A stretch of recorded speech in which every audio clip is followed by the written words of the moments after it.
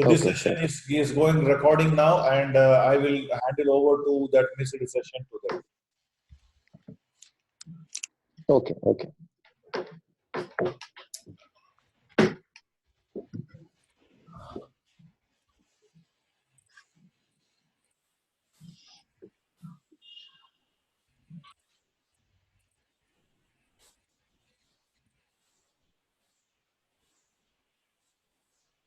Okay, so this is AWS Management Console.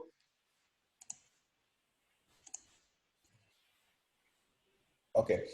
All right. So when we talk about Linux, Linux is one of the most important essential platform for AWS because AWS is based on Linux. So you must know Linux at least 20 to 30%. So nowadays, the AWS has changed their console, and they have introduced many new features. Like you can see we have FSX, and this is the data synchronization, AWS transfer for SFTP, global accelerator, AWS cloud map, and then they have introduced the security hub, MSK. Like this, many new features came. In this, they have added, and this console is little bit different from the old one. And they have recently changed November 19th. They have conducted a re-event, and they have after that they have changed this console. And and very much essential Linux here to in order to integrate with AWS services. Here I'm going to explain the essential part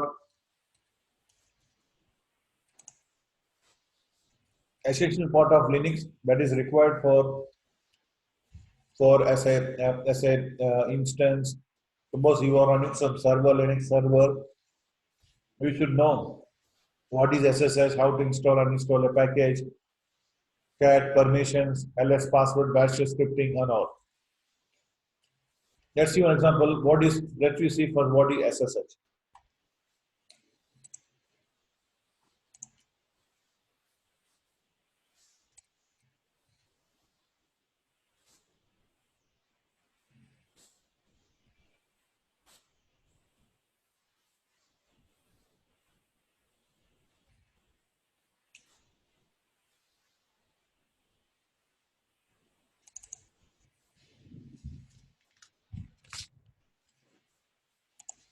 See, SSH is a secure socket host which runs on TCP port number 22.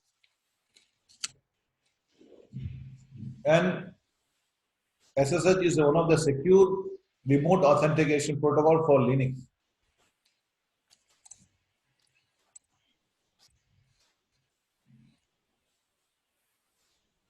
Here you can see, I'm going to give one live example in AWS as well as I'm going to give a live example in this packet tracer simulator.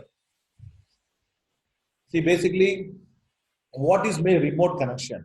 Remote connection is nothing but you are temporarily taking the control of the machine which is running in another location. That is called remote connection. And remote connection is very much important because it saves your time, energy, and also it saves your valuable. You can access your valuable information within just a fraction of seconds. So today, two major operating systems we are using in our corporate organizations, Linux and Windows. So Linux, which is one of the most widely used open source operating systems, and Windows, which is one of the license-based operating system, and Windows is not open source, everyone know. So, but it's easy to access. So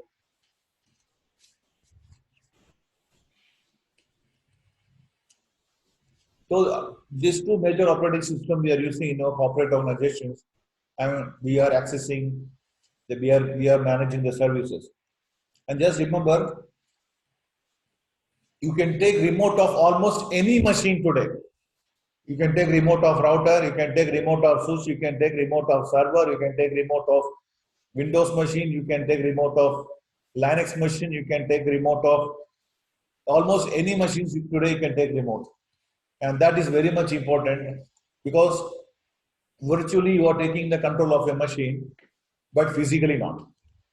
Let's see one example about the remote in Windows as well as in Linux. In Linux, major versions of Linux today, Red Hat, CentOS, Fedora, Scientific Linux, Gentoo, Boss Linux. Then you go come here, SUSE, Ubuntu, everyone supporting SSH. It's a remote authentication protocol. And SSH runs on TC port number 22. SSH is really secure protocol for remote authentication and is very, very confidential protocol. And because over the network, he will encrypt the content and he will gives you secure connection. And that is why SSH is not a proprietary of Linux. SSH we have in router. SSH also we have in switches. SSH also runs on firewalls and also in Linux machines. So that is how the SSH, and we can take a remote. So remote means you should have proper security. See, if you take in the remote of any neighbor machines that may be running in LAN, WAN, or cloud, that machine should ask for authentication. Let me take one example here. So this is my VMware applications. So this is my VMware, and I'm running many virtual machines here. So let's consider I have Windows 7, and I have a Linux machine.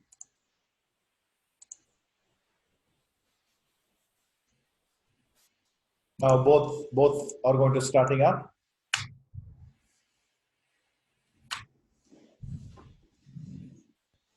So I'll give live examples in a private network, and then I'll give live example in our AWS. What is the main use of these authentication protocols?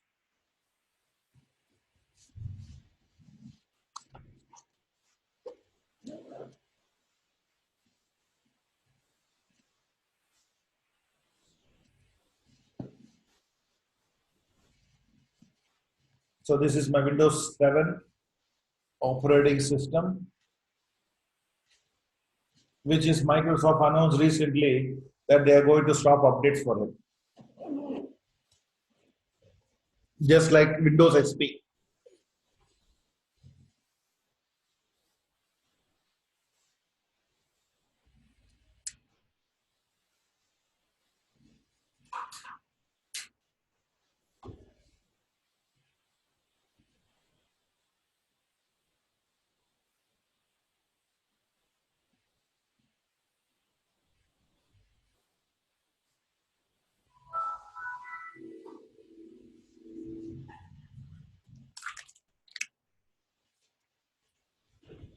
So here, this is my Windows 7 operating system, and this is my Linux, which is starting up parallelly in my VMware. They're both running as a virtual machine. Okay, so this is my physical machine, Windows 8. Let me get into my administrator account.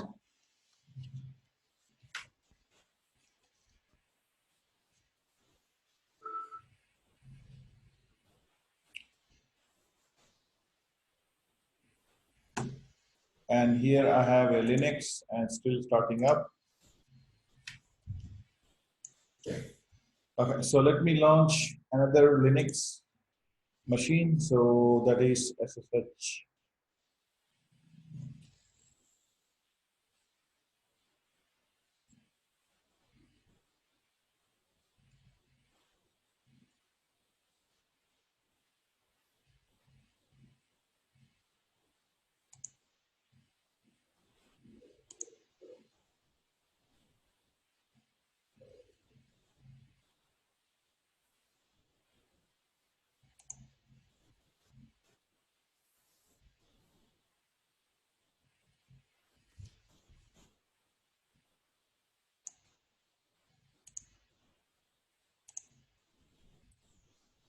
Obviously, three virtual machines running on my Core i3 Intel Core i3 processor, so it will be slowing down. So, but it will be starting up as soon as possible. Okay, so let I go back to my simulator. You can see I have a Linux server and I have a Linux client, and this client wants to take the remote of that server from here. That may be running locally, or maybe running globally, or maybe anywhere. So it must so this the user who is sitting here on this server, he must know the server username password in order to access it, because without knowing the username password you cannot able to take the remote. So taking remote means uh, this server is running some other location and you are running some other location, but you want some important kind of information, important sharing data from that particular server, so you can take a remote and you can start working with that. And remote means you are not going to be you using the server. You're not going to take the control of the server permanently. Remote means you're going to take the control of server temporary manner, and then after one hour or 2 hours of your work is completed, you are going to stop taking the remote, and function will return back to the particular server. That is how the remote connection is really all about. So you can see now I have two machines, and this is my Linux CentOS 7.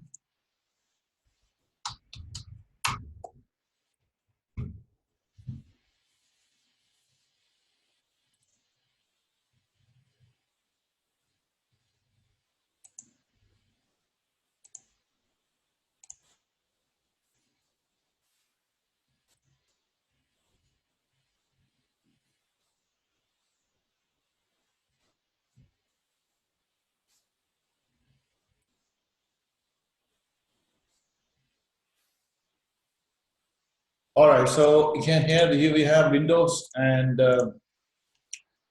let me take a remote of this Windows here. So in my physical machine, so how you take? So we go to MSTSC, and here I will provide that particular machine IP address here, and just go and find IP. So I'm going to type IP config and IP 192.168.1.19. So here we go. So I'm going to put 192.168.1.19, and he will ask the machine user. See, it's not communicating with him, so maybe it has some firewalls problems and all. We need to check that first.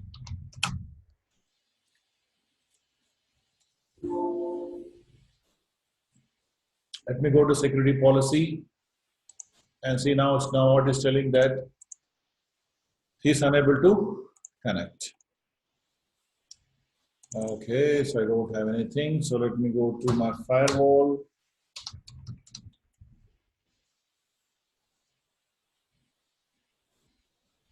And let me check.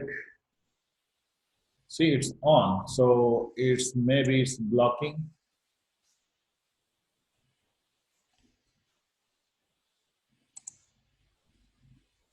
Here we go. This is a problem. So block all incoming connections. So turn on. So this will be the problem. Then click OK. So once you click OK and go back here, try to connect, and it should say OK. You can see now he's asking username password of that particular machine. So when he's asking username password, so if the remote user does not have any password, okay, so I'm sorry, you cannot take remote. So if you want to take remote, the remote machine should have password. See why why I'm discussing all those things with you, because in AWS, so because our target is this AWS. In AWS, whenever you're running some Linux and Windows servers, you have to open this port. If you're going to run Windows server, you have to open TCP port number 3389. If you're going to run Linux server, you have to open the port TCP SSH to port number 22. That is definitely you have to open. Otherwise, you cannot able to access the machine out of AWS, because this is running that particular machine running on specific region. So you are not sitting on that region. You and me are not in that region to directly access the machine. So obviously you have to take a remote and then you have to access the machine. So in order to take the remote, you should open the port in the respective security groups of that particular machine. So let me clear this one first. So now it's asking you that username password. If you given wrong username passwords, like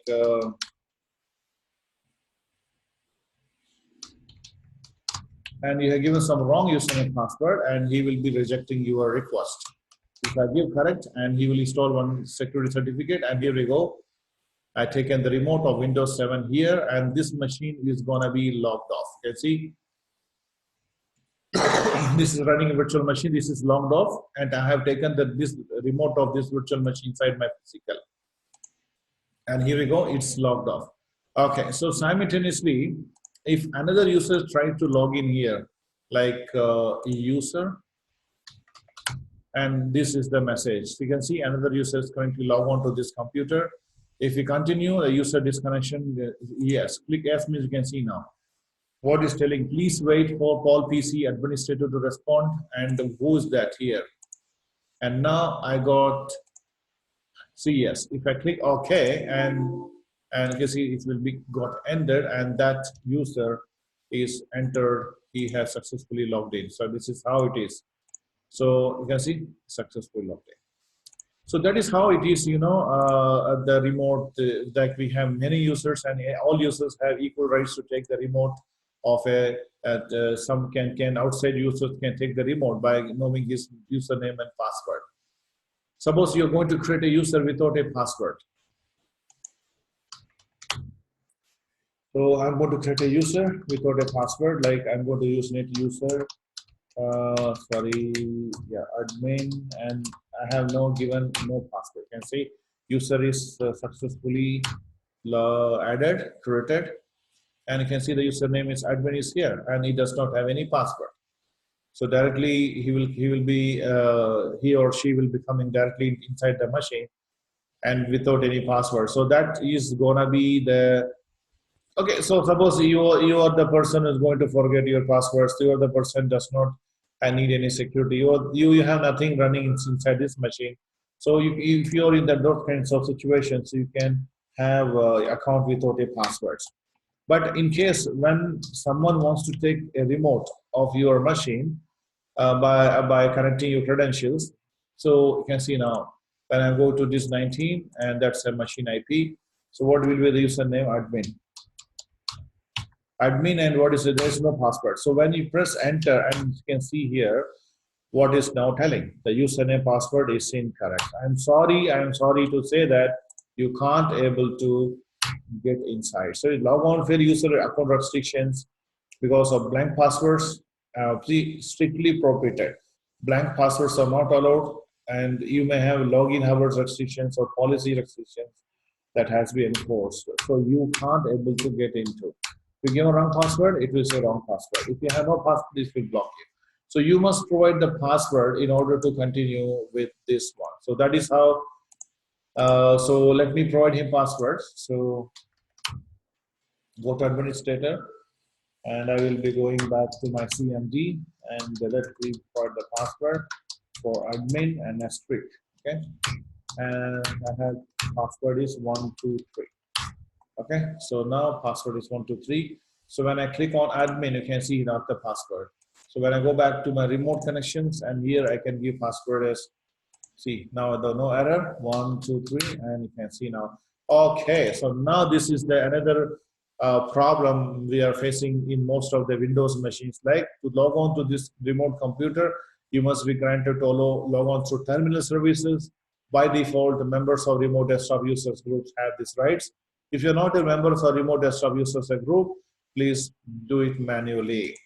Very good. So they're asking me to put the user inside the remote permissions groups. Okay.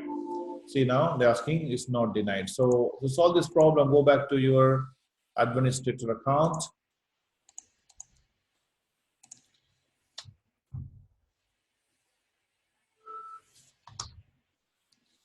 So I will be go to CMD. So I'm going to use net user. Sorry, not net user. So sysdm.cpl. And here we have a remote, and we have this option select users and then add. Okay, so add, and what is username is admin. Put it the user inside this remote desktop groups. Okay, and now you can try it. The user can log in without any problem.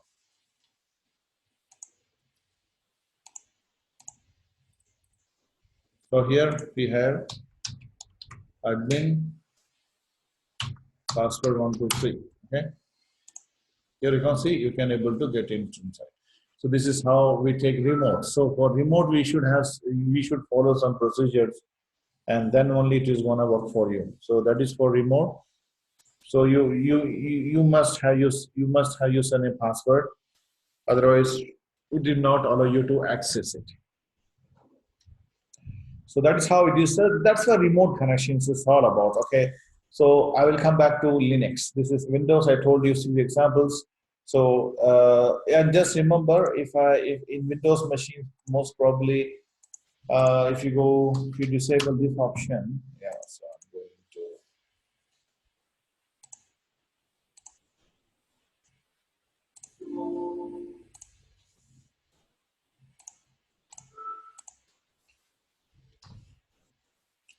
obviously if I go to SYS dm.cpl and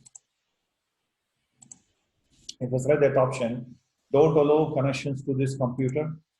That's all. So even though if you know the proper passwords, I'm sorry, you're not able to connect. You can see it will be blocking you. So because you have stopped disabled this option, and that is how it is. So that is why we have so we can block all any users, any machines not to come inside our machine. So that is option. Just disable it, and you will be having some. So next one, I'm going to show you how to take, this is Windows to Windows. Okay, so now the next question is how to take, can see now SSH1. Uh, oh, so,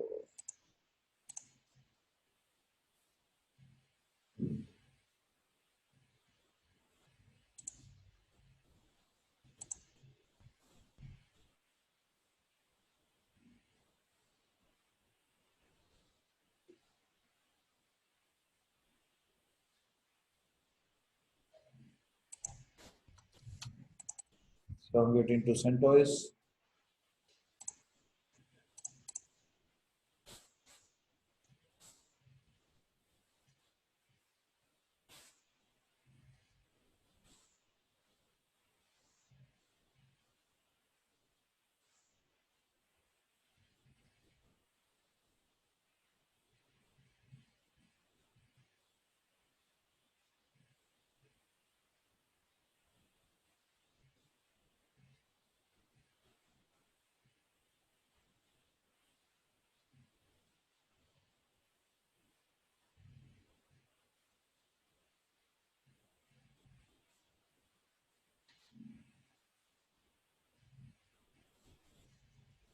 This machine is not there, so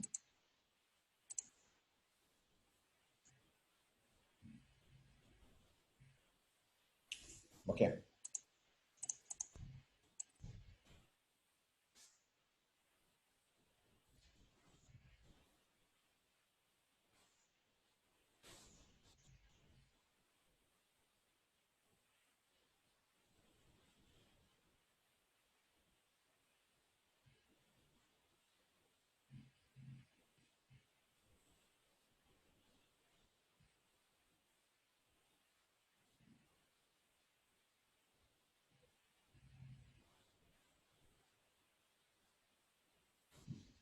Okay, so I will take a clone of this machine.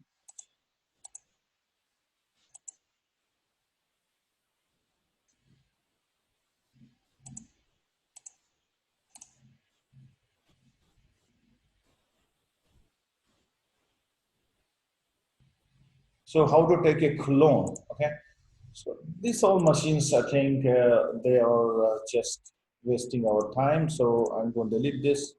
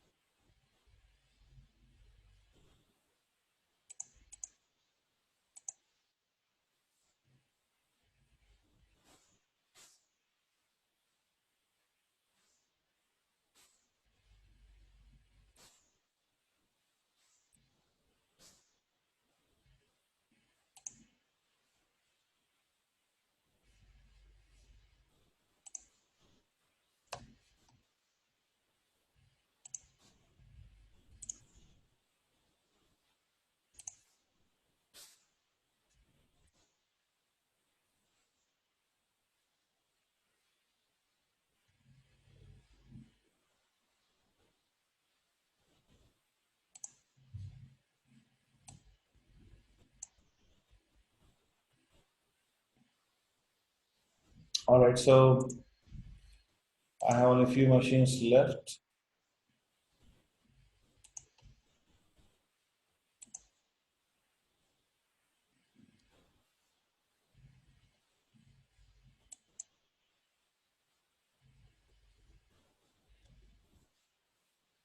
So I'm going to take a clone. How to take clone? Here we have clone, and I'm going to take a full clone machine and see we're going to take a clone.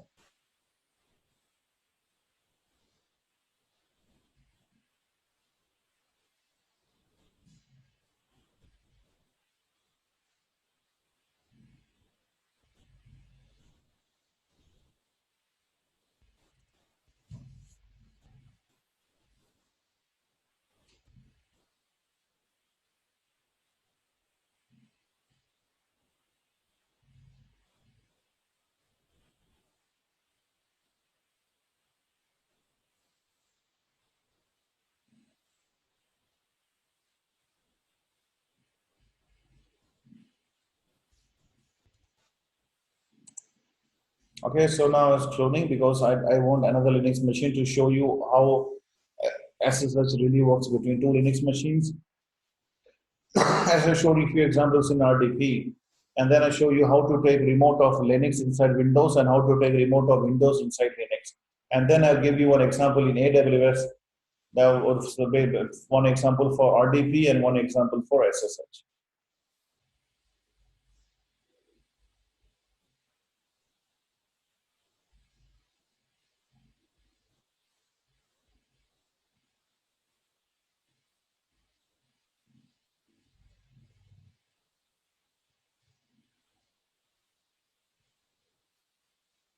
So done. And if you see, I got another copy of SSH too. Okay. So that is the beauty of this cloning. Okay. So now I'm going to switch on this SSH2 and both and Windows 1. Okay. See already there. So both machines is starting up.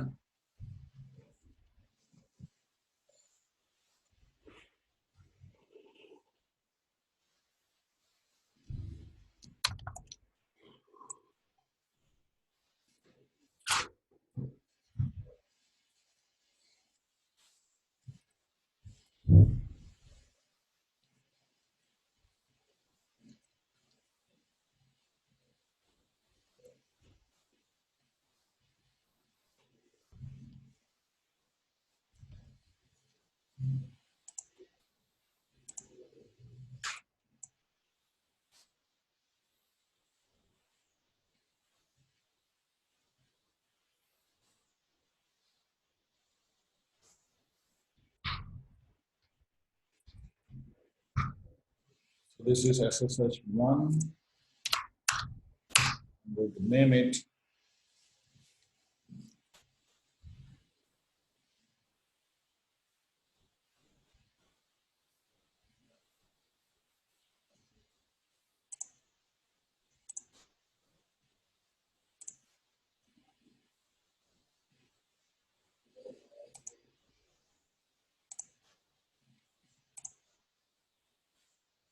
Okay, so in AWS, why this is important? Let me see here.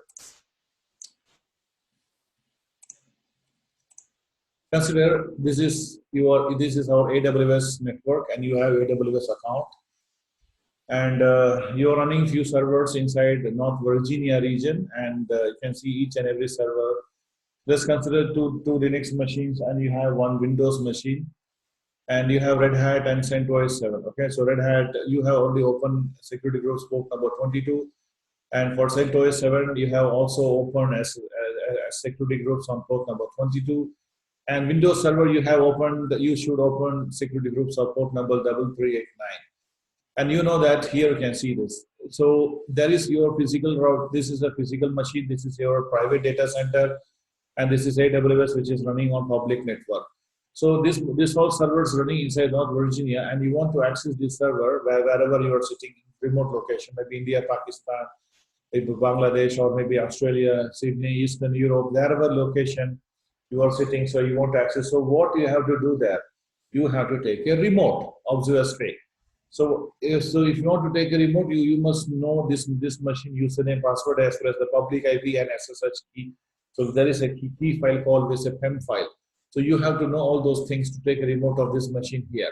So this means physically this machine running inside AWS on that particular region, but the person who is sitting in another location, he has to take the remote. Okay, he has to take the remote of this machine here. So that's the thing what we have there. So that is the thing we have. So we have to take remote of this one here. So that's why I'm going to show you in AWS how to place this server and how to execute it and how to take a remote. So let me complete this one first.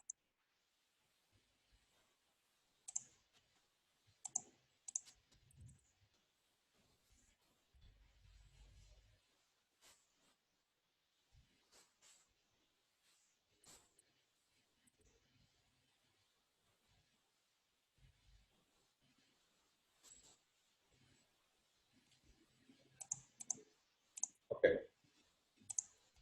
So here we go. This is SSH1, and I'm going to use root.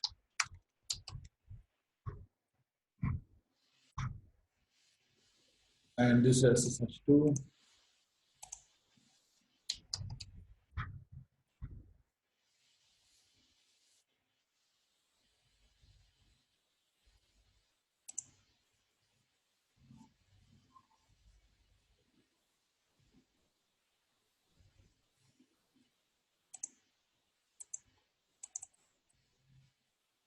Yeah. Okay, so go back to your terminal. This is my lead. This is CentOS number 1. That is CentOS number 2. Okay, so let me check what is his machine name, host name CTL. Yeah, you can see CentOS 7. This is on-premises machine. So I'm going to use the config. Yeah, the IP is 192.161.40. And here we go, and let me check it out. So if config 192.161.17. Let me ping both machines. So 192.168.1.14. And you can see this is 191.14 and the 17 is here. So just ping 192.168.1.17 and here we go. It's both are now pinging each other without any problems. Okay. So you know SSH runs on TC port number 22. Okay. That everyone know globally that SSH runs on TC port number 22. Okay. So basically, I want to take SSH of SSH1 to inside 2. So what I want to run SSH root at the IP address of that machine. So here I need to find IP 192.168.1.40. So here 192.168.1.40. And here we go. It's asking you the question you want to ask. So yeah, you will ask the username. So you'll ask the password, but not username because username I have already provided here. So if you give a wrong password, not allowed. If you give correct password, it will allow you to get into that machine directly. So this is how, and this machine SSH1, he know this machine has taken his remote. How he know that? So basically, what is the IP address of SSH2? So how he know that? If it's W command, you can see 192.161.17. He's telling has taken a remote. Who? He's also tell this one has a remote. Last. This also will tell you, see, the 192.161.17 has taken the remote. And then at last, vi where log secure. This location also will show you that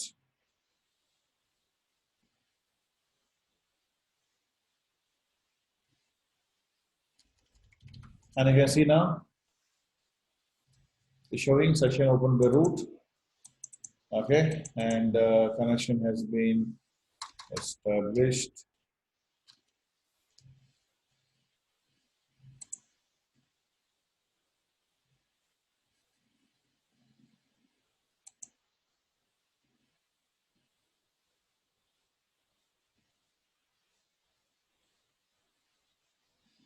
Yeah. So just remember this meeting ID will be closed in just 1 minute. Okay, so I'm requesting you to please reconnect again. Okay, this will close. This meeting ID will close in 1 minute. So please rejoin again. Thanks.